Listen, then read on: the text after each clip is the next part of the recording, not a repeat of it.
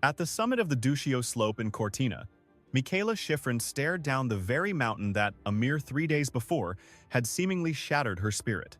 The world had witnessed the most gut-wrenching interview of her career just days earlier during the final week of the Milano Cortina Games. After a shocking 11th place finish in the giant slalom, she confessed to the world a loss of hope in her own speed, her expression a mask of exhaustion and defeat. For the first time in a decade of near-invincible reign, a crack appeared in her armor. She seemed mortal.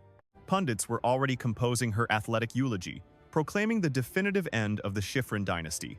A palpable weight hung in the Dolomite air, mirroring the collective dread of an American audience that feared the greatest of all time was finally faltering. But the Queen of the Slopes was not staging a mere comeback.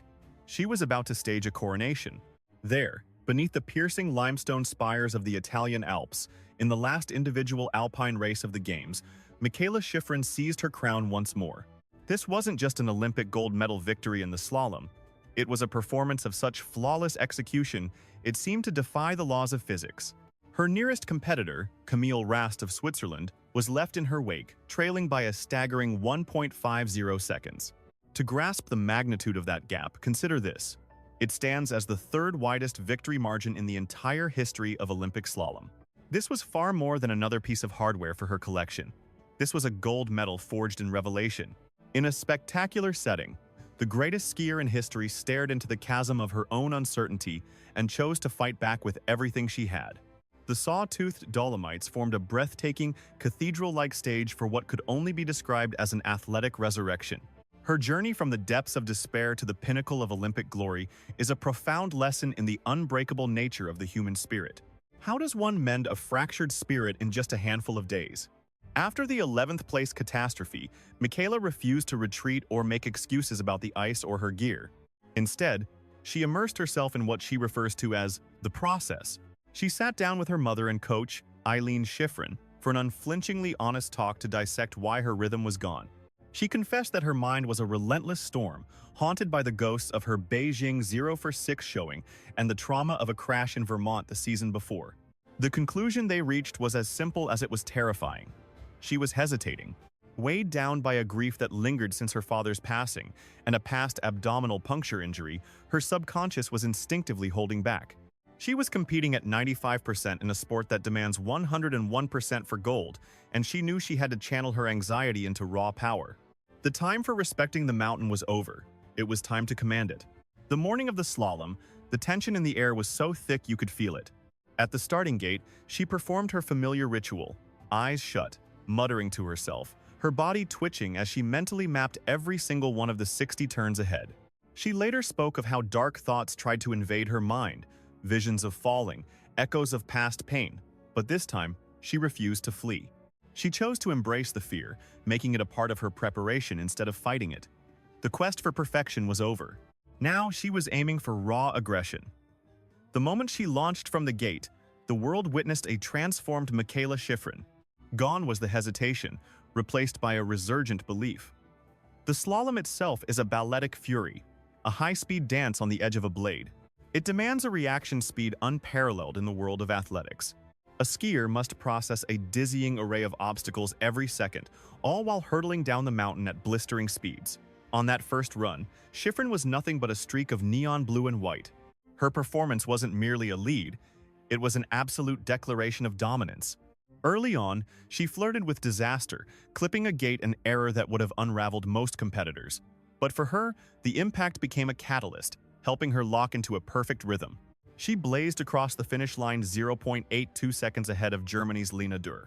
It was the most dominant first-run lead in an Olympic women's slalom since 1960. In the elite echelons of the sport, that isn't a margin, it's a gulf. Yet, the most telling part of the story was her expression in the finish area. There was no grimace of pain or effort. There was only a smile, the look of a person releasing a breath they had been holding for 4 long years. She explained to the press that today, she was truly skiing, whereas on Sunday, she had simply been trying to survive. Today, she was imposing her will on the course, and it is precisely this leap from survival to command that separates the legends from the rest. She had already won a personal victory, proving to herself that she still had her place at the top. She had rediscovered her focus, regardless of the final medal count. But with the sun dipping below the Dolomite peaks ahead of her final run, belonging was no longer enough. She was there for the gold. The crushing weight of a second Olympic run is enough to turn the legs of most world-class athletes to lead. Shiffrin was forced to wait at the summit, watching as the world's finest laid down scorching times one after another. The tension was already sky-high as her fellow American Paula Moltzen had just put down the fastest second run of the day, rocketing from 28th to an incredible 8th place. Then all eyes turned to Lena Dare, the only rival within a second of Mikaela. But her challenge dissolved in an instant. Bursting from the gate, she hooked the very first pole. In a chaotic flash of orange and plastic, all her ambitions for a gold medal simply disintegrated. A profound silence descended upon the stadium as Mikaela launched herself down the mountain for her final run. She was the last one standing between victory and defeat. She didn't just protect her lead, she savagely attacked it, expanding it with a ferocity that seemed to push the boundaries of what was physically possible on a pair of skis. Through the course's brutal midsection, where the gradient is steepest and the ice most treacherous, Mikaela Shiffrin engaged a gear that no other competitor even possesses. Her upper body was a study in stillness, a stoic statue in a maelstrom, while her feet moved with blinding, jackrabbit speed. She tore across the finish with a combined time of 1 minute 39.10 seconds. The victory margin was a chasm, 1.5 seconds ahead of silver medalist Camille Rast. She crumpled into a heap in the snow, burying her head in her gloved hands, and didn't move. This was something far deeper than mere fatigue.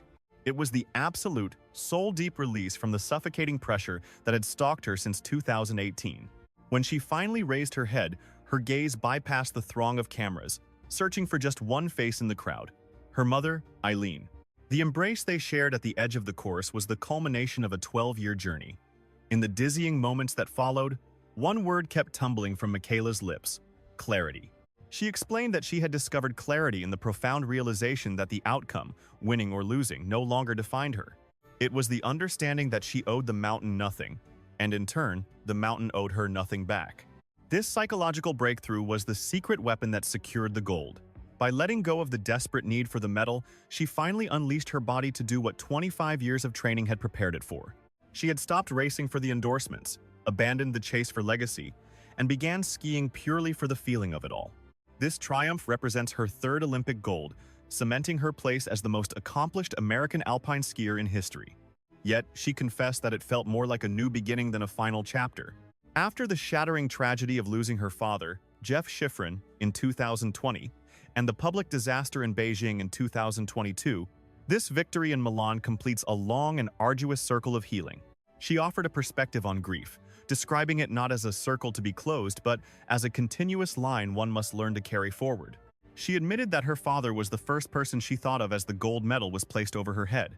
She is no longer just the skier with the most wins in history. She is now, unequivocally, the most resilient. She has become living proof that one can hit rock bottom and, a mere 72 hours later, stand on top of the world, as long as one has the clarity to see the way through. She even compared her extraordinary comeback to a form of exposure therapy, where she confronted her fears in small, deliberate pieces until the intimidating mountain finally felt like home once more. With this gold medal, any lingering debate is officially silenced. Mikaela Shiffrin is the greatest alpine skier of all time. Her resume is breathtaking: 108 World Cup wins, 3 Olympic golds, and more World Championship medals than any other skier in history. But the numbers alone don't define her greatness. It is her incredible, undeniable power to come back. Most athletes would have been forced into retirement by a puncture injury like the one she survived in Killington, an event she described as more traumatic than her own father's passing. Most, after the spectacular failure in Beijing, would have vanished from the sport to protect their own pride. But Shiffrin always comes back, and now she has captured individual gold medals in 3 entirely different decades. From Sochi in 2014 to Pyeongchang in 2018, and now Milan in 2026, this marks the longest duration between individual gold medal wins in the same event in the annals of the Winter Games. She has endured through multiple eras of her sport, adapted to sweeping changes in equipment, and held off a new wave of younger, faster challengers who have modeled their entire careers on chasing her. Her win in Milan has been described as nothing less than the ultimate Olympic-sized exhale. She has also clinched her 9th season-long slalom title, reinforcing her position as the discipline's undisputed queen.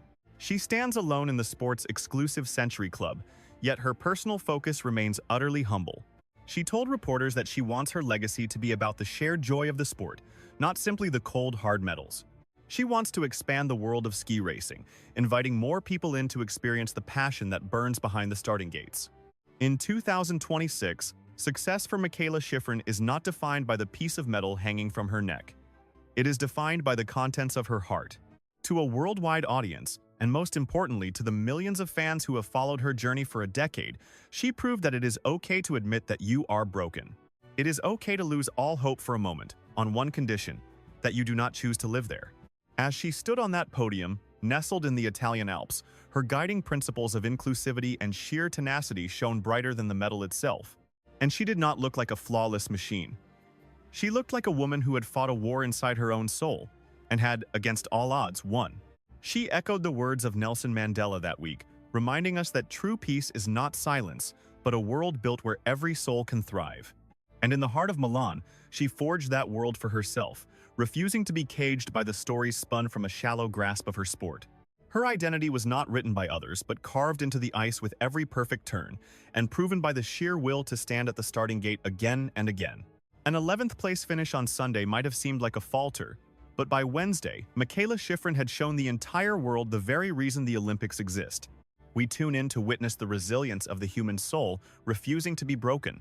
The final gate is cleared, the doubts have vanished, and the Queen has reclaimed her throne. Cortina is conquered, a legend is immortalized. And at long last, Mikaela Shiffrin has found her calm.